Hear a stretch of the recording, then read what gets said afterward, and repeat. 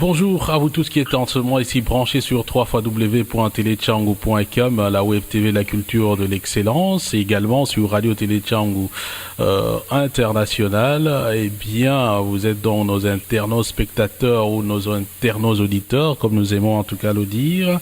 Tout à l'heure, nous avons Monsieur Papi Tamba au téléphone qui voudrait bien réagir par rapport à une émission que nous avons diffusée dans nos précédentes livraison en ce qui concerne le rapport des Nations Unies qui a cité un groupe de combattants ou un mouvement politique. Alors nous avons eu par rapport à cette histoire Monsieur Jean Lumembo qui est donc le coordonnateur de l'UFRC qui a été cité dans ce rapport, mais ce qu'il faut dire que le rapport date déjà de 2013, je pense vers le mois de juin. Et parmi les personnes qui l'ont fait circuler sur Internet, notamment dans les réseaux sociaux, il y a donc Monsieur Papi Tamba qui certainement s'est senti visé par les déclarations du coordonnateur de la diaspora de l'UFRC. Alors, Monsieur Papi Tamba, bonjour ou bonsoir. Bonjour, Monsieur Fabien Roussonika.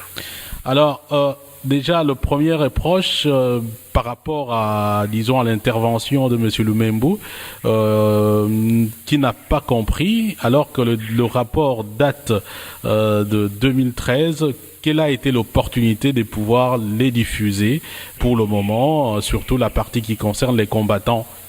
Écoutez, d'abord, on n'a pas, c'est un rapport qui est en PDF.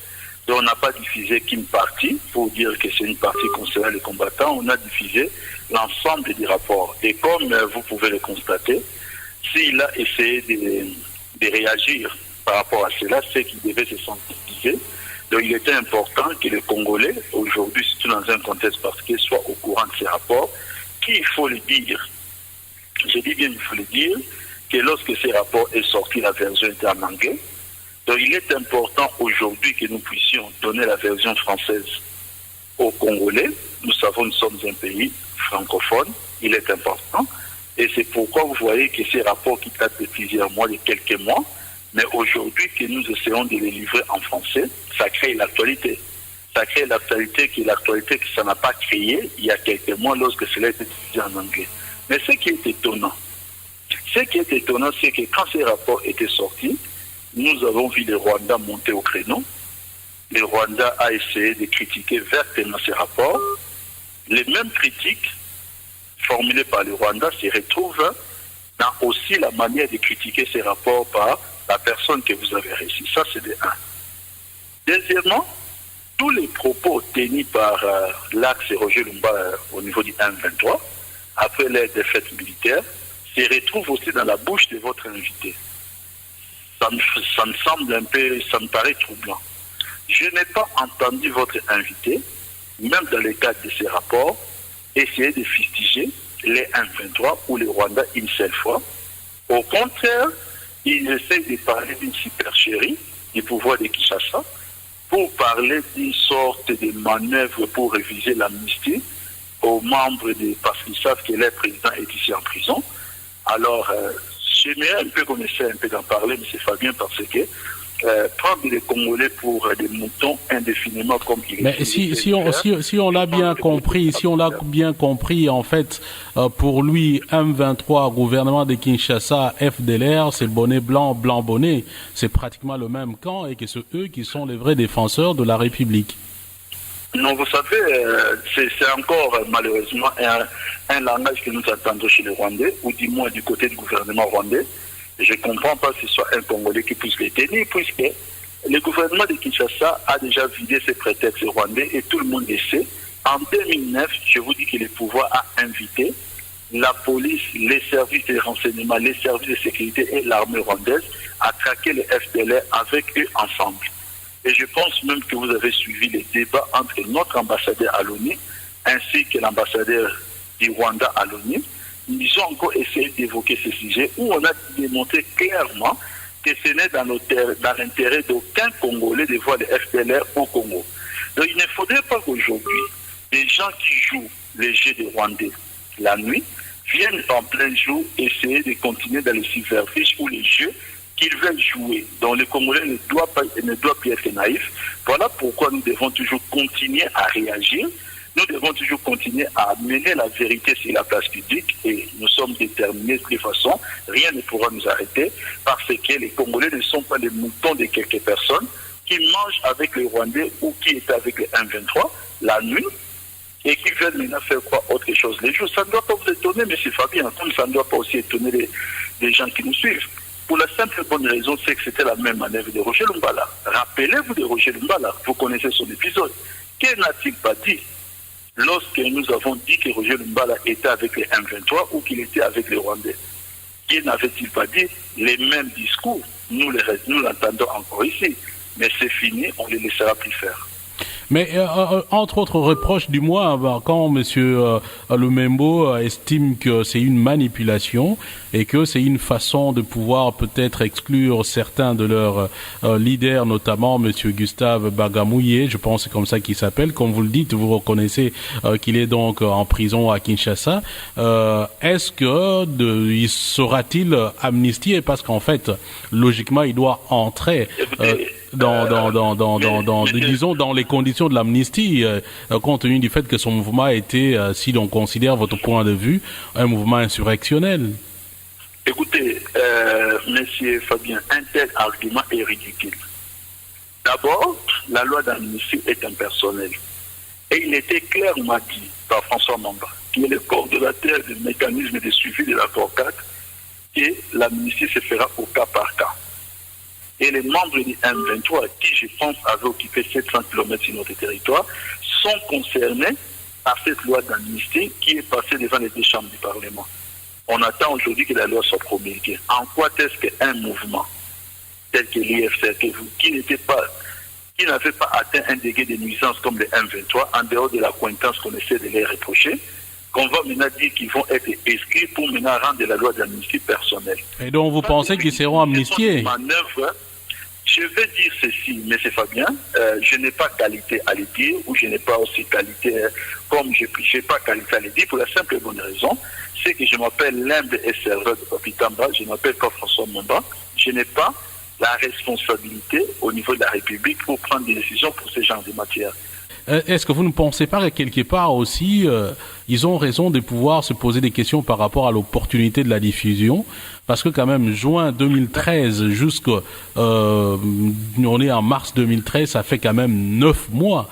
Et pendant les 9 mois, vous n'avez pas eu le temps pour traduire le rapport alors que vous aviez des éléments pour montrer à la face du monde, comme vous le soutenez, les accointances qu'il y avait entre les M23 et par exemple des gens qui se disent combattants? Je vous dis, M. Fabien, les rapports, ce n'est pas nous qui l'avons traduit. Vous connaissez les mécanismes de fonctionnement du Conseil de sécurité ou de l'ONU. Lorsqu'on essaie de sortir un rapport, il y a une date dans une langue. Mais il s'est fait que le rapport est toujours en anglais, hein, mais c'est simplement ces parties-là des annexes qui sont en français. Il y a des pages, mais c'est ce que je suis en train de vous dire. Je suis en train de vous dire ceci, que les parties en français, mon nombre, sont d'actualité. Ne pensez pas qu'aujourd'hui, c'est nous qui essayons de demander pour que cela revienne à la surface. La preuve, je vous dis, c'est que quand ce rapport a été publié, ça n'a pas fait d'actualité que ça fait aujourd'hui. Il n'y a pas une question de calendrier ou une question d'opportunité. C'est une question qu'aujourd'hui l'affaire est encore remise sur la table et vous avez appris même avant ces rapports, il y a des noms même de combattants qui étaient cités, par exemple pour les accointances avec les M23, sans que ces rapports, par exemple, puissent refaire surface.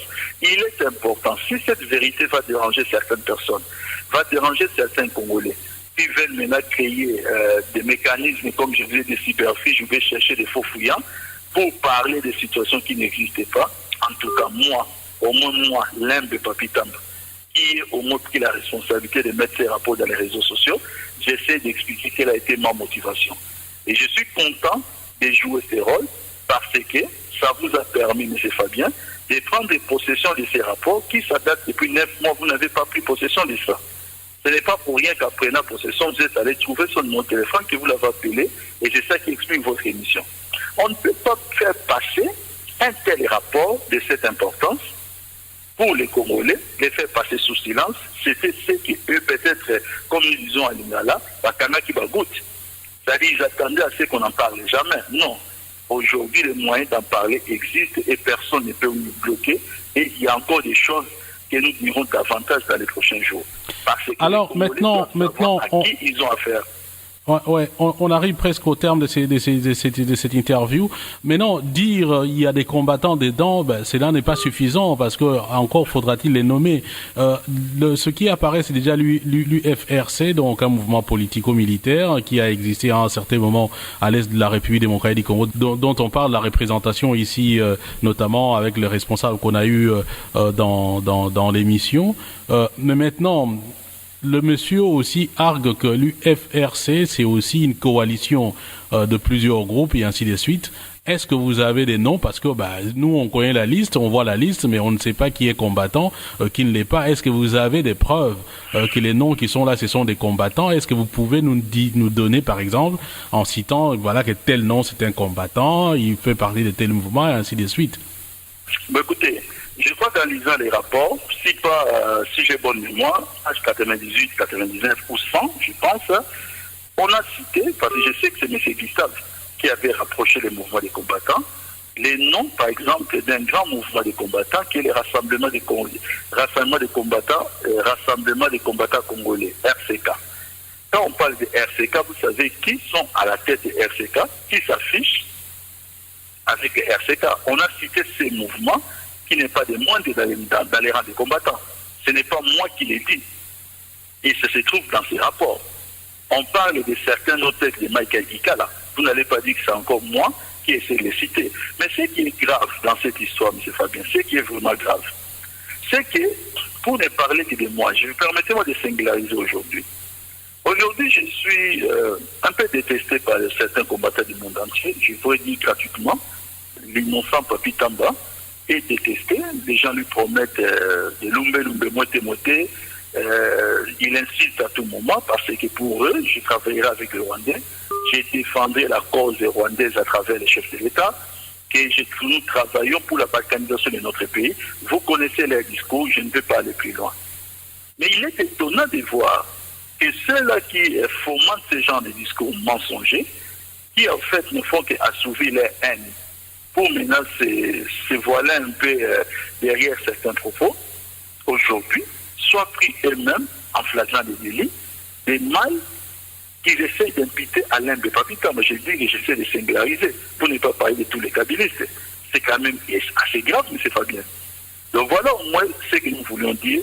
Maintenant, les restes des discours, ce sont des discours aujourd'hui, pour nous, ça n'a plus de place. Parce que nous savons une chose, et peut-être je vais finir par là, nous savons que lorsque le chef de l'État a accédé au pouvoir en 2001, il a trouvé 48% du territoire national qui était sous contrôle. La MONUSCO aujourd'hui dit que plus de 80% est sous contrôle.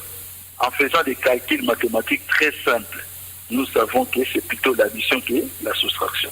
Donc Joseph Kabila n'est pas venu balkaniser les pays. Au contraire, si en 2001, on pouvait quitter Kinshasa pour aller à Goma, il fallait passer par Nairobi, ou pour aller à Mbandara, il fallait passer par Bangui. Aujourd'hui, cela n'est plus possible. D'autres vous répondront, d'autres vous diront que c'est beaucoup plus le soutien de la MONUSCO qui a pu réunifier le pays. Mais attendez, si vous dites que c'est le soutien de la MONUSCO qui a pu réunifier le pays, dites ce que vous voulez. Il y a quelqu'un qui est à la tête de ces pays qui au moins négocie ça avec l'ONU. Si c'est le cas, comme je sais le dire, il y a quelqu'un qui est à la tête de ces pays qui accepte ce genre de choses. Cette personne, comme je vous ai dit, depuis quand il a accédé au pouvoir, il a trouvé un chiffre qui était sous contrôle. Aujourd'hui, c'est un autre chiffre. Nous avons additionné, on n'a pas soustrait. Donc ce n'est pas la peine que nous puissions continuer à nous éterniser sur un discours où les faits montrent clairement que des discours mensongers que ces amis ont tenus, ce sont des discours aujourd'hui qui ne peuvent se retourner que contre eux-mêmes par rapport à leurs mensonges parce qu'ils sont ils ont pris en flagrant délit et nous irons avec eux jusqu'au bout. Mais c'est pas bien, je vous le dis en tant que journaliste, voilà. C'est que les débits d'une longue aventure. Bon, cela de toute façon n'engage que vous. Nous, de notre côté, en tout cas, voilà, l'antenne est ouverte à tout le monde. Vous avez réagi par rapport à quelqu'un qui a parlé. Les autres aussi qui ont été cités, s'ils ont besoin de réagir, voilà, ils peuvent toujours nous contacter au 0032 496 41 01 34 ou bien sur Facebook ou peut-être sur YouTube, même sur notre site internet www.telechangu.com. Bien, Monsieur Papi Tamba, je vous remercie. Je vous en prie, Monsieur Fabien.